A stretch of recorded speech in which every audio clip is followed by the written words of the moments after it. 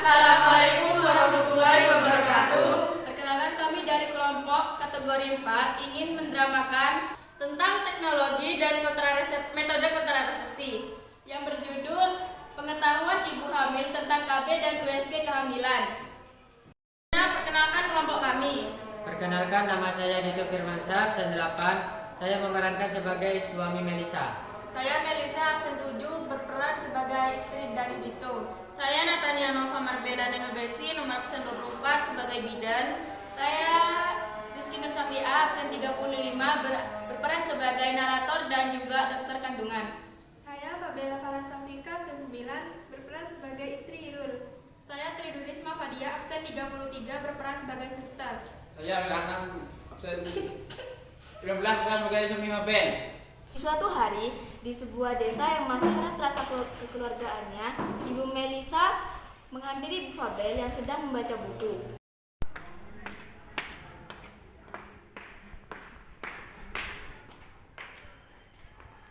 Lagi ngapain, Bu?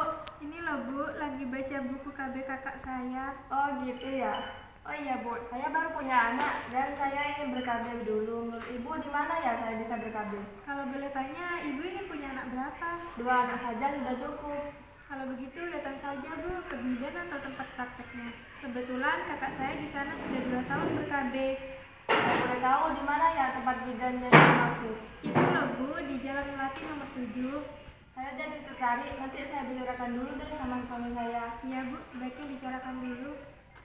Setelah berbincang-bincang dengan Ibu Fabel, Ibu Melisa pulang ke rumah dan ingin memberitahu kepada suaminya tentang perbincangan tadi dengan Ibu Fabel mengenai KB. Dan sesampainya di rumah,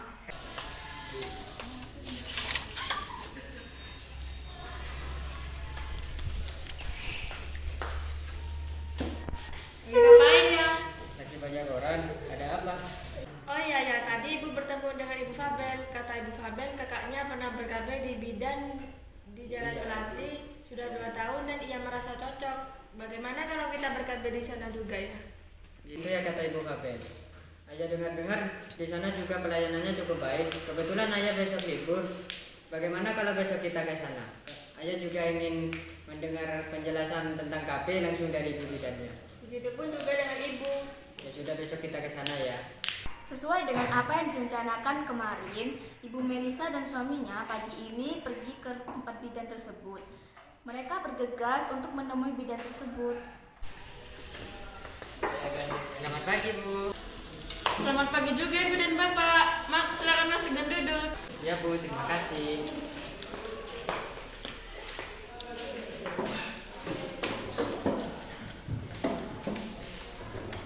Bantu Ibu Bapak. Begini Bu, kedatangan kami kemari ingin konsultasi mengenai tentang KB. Baik, apakah sebelumnya Ibu pernah menggunakan alat KB? Saya sudah pernah mencoba pakai PKB Bu, tetapi saya takut akan terjadi kehamilan. Enaknya gimana ya Bu? Baik, apakah Bapak dan Ibu sebelumnya pernah mencoba kondom? Kami sudah pernah mencobanya Bu, tapi dalam berhubungan kami merasa tidak nyaman, jadi kami tidak menunjukkannya.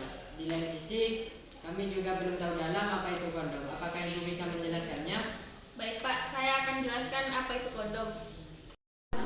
Kondom adalah alat kontrasepsi penghalang yang digunakan oleh perempuan dan laki-laki, yang dipakaikan pada alat kemaluan laki-laki pada saat ekskresi. Apakah ada efek sampingnya Bu saat menggunakan kondom? Jelas ada dong Pak, efek sampingnya berupa sakit kepala atau mual dan pendarahan di luar masakan. Lalu keuntungannya Bu? Keuntungannya itu ada mencegah kehamilan dan melatih ukuran. Yang kedua ada suntik KB Bu Pak. Suntik KB itu apa Bu? Kalau boleh tahu apa saja alat kontrasepsi dalam KB? Baik Bu, saya akan menjelaskan tentang alat kontrasepsi KB. Suntik yaitu menyuntikkan cairan hormon progesteron secara periodik kepada seorang wanita yang menghambat ovulasi. Efek sampingnya Bu? Efek sampingnya berupa menstruasi tidak teratur dan dapat membuat rahim menjadi lebih tipis. Ibu, jika Ibu berhenti menggunakan suntik KB ini, maka kehamilan akan segera terjadi. Dan suntik ini aman untuk Ibu menyusui. Oh begitu Bu. Yang ketiga ada pil KB Bu Pak. Pil KB yaitu bekerja dengan cara mengalir hormon pada tubuh. Pil KB ini bagi menjadi 3 jenis, Bu. Pak, ada pil monofasik yang mengandung kadar hormon estrogen yang sama setiap pilnya. Yang kedua, ada pil KB trifasik yang mengandung kadar hormon estrogen yang mengalami peningkatan. Ketiga, ada pil tetrafasik yang mengandung kadar hormon estrogen dengan perubahan pada keseluruhannya. Untuk pil KB ini ada pertanyaan, Bu, Pak. Tidak Bu, kami sudah mengerti. Yang keempat, ada susu KB, Bu, Pak. Aku sedikit ngeri ya Bu. Iya ya. Susu KB ini mirip seperti korek api yang dipasangkan di bawah jaringan kulit lengan atas. Bagaimana cara kerjanya Bu? Cara kerjanya, saat implan dimasukkan ke dalam tubuh wanita, ia perlahan akan melepaskan hormon egesteron ke dalam tubuh wanita.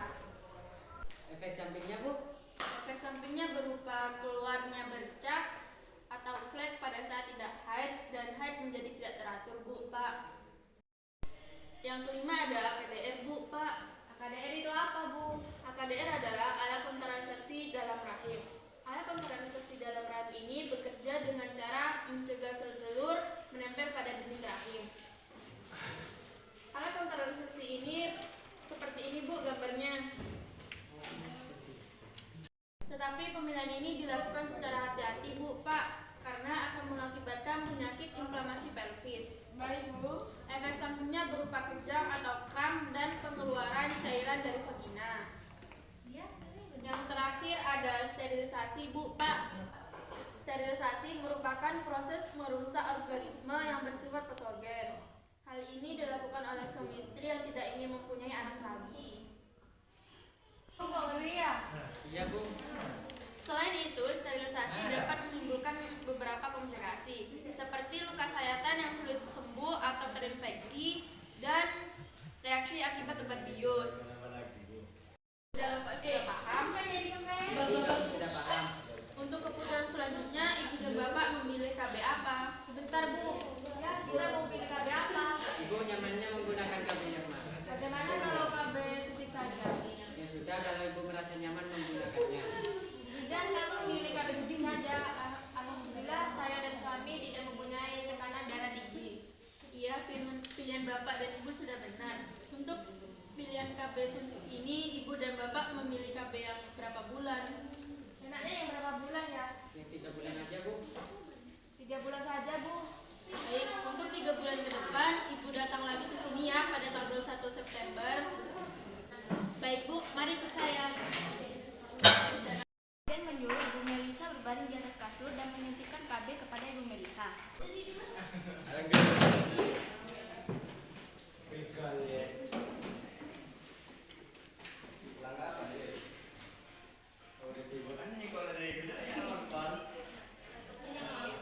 Sudah selesai, Bu.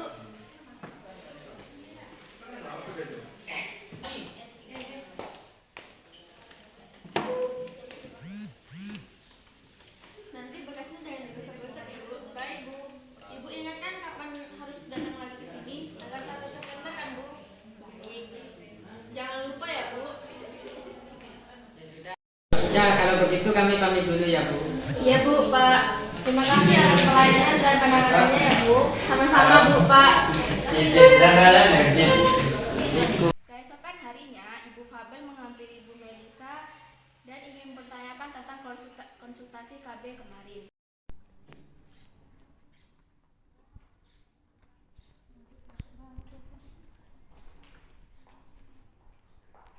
Bu, ada apa, Bu?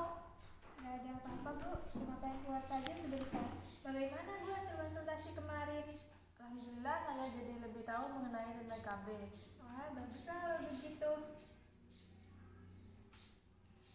Di tengah mereka asik mengobrol, Ibu Melisa tanpa sengaja melihat Ibu Fabel seperti tidak enak badan. Bu, sepertinya Ibu kurang enak badan. Apakah Ibu sakit? Iya, Bu, akhir-akhir ini saya merasa tidak enak badan dan sering merasa mual. Apa jangan-jangan Ibu hamil? Sebaiknya Ibu periksa saja ke dokter kandungan. Iya, Bu, saya besok mau ke sana dengan suami saya. Keesokan harinya, Ibu Fabel dan suaminya pergi ke rumah sakit untuk mengecek kondisinya. Assalamualaikum. Waalaikumsalam. silakan masuk dan duduk, Ibu, Bapak. Ya.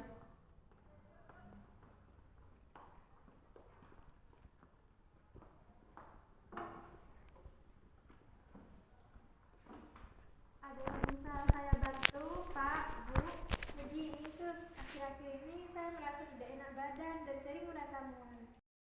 Suster menyuruh Ibu Fabel berbaring di atas kasur dan memeriksa detak jantung dan tekanan darah. Mari saya cek kondisi Ibu terlebih dahulu. Baik, Sus.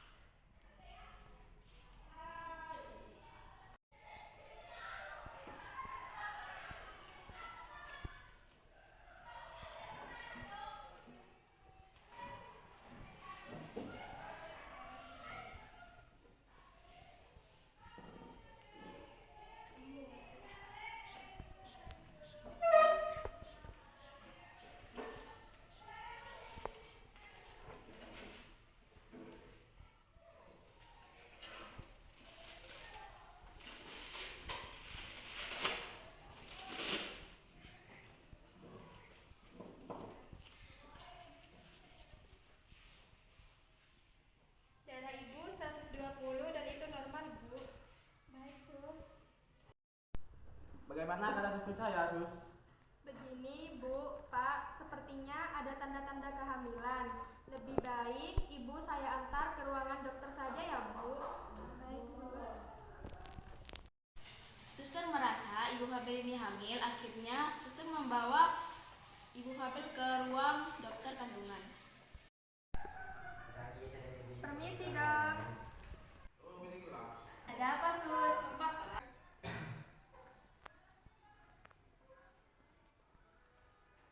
Begini, Dok, ada pasien yang mengeluh mual dan pusing.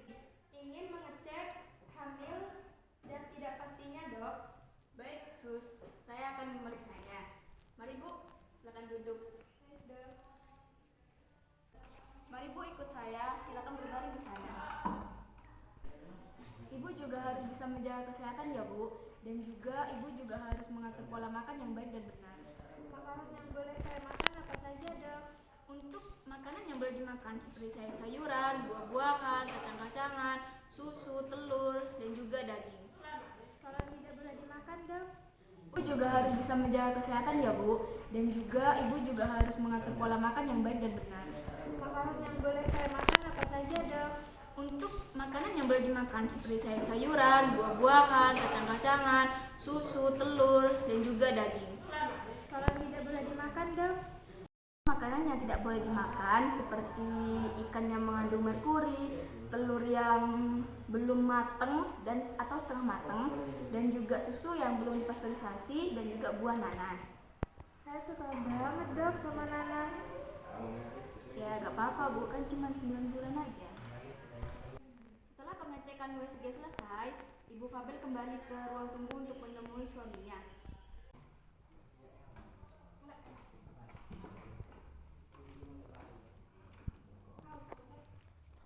Bagaimana hasilnya, Bu? Hah? Ini benar ada ibu hamil? Iya, Pak. Selamat ya, Pak, Bu. Oh iya, Pak. Makanan yang boleh dimakan dan tidak boleh dimakan saya sudah memberitahu kepada Ibu. Baik, Dok. Saya akan berusaha sebisa mungkin untuk merawat istri saya dan juga anak saya. Kalau begitu, saya dan istri saya mohon pamit. Terima kasih atas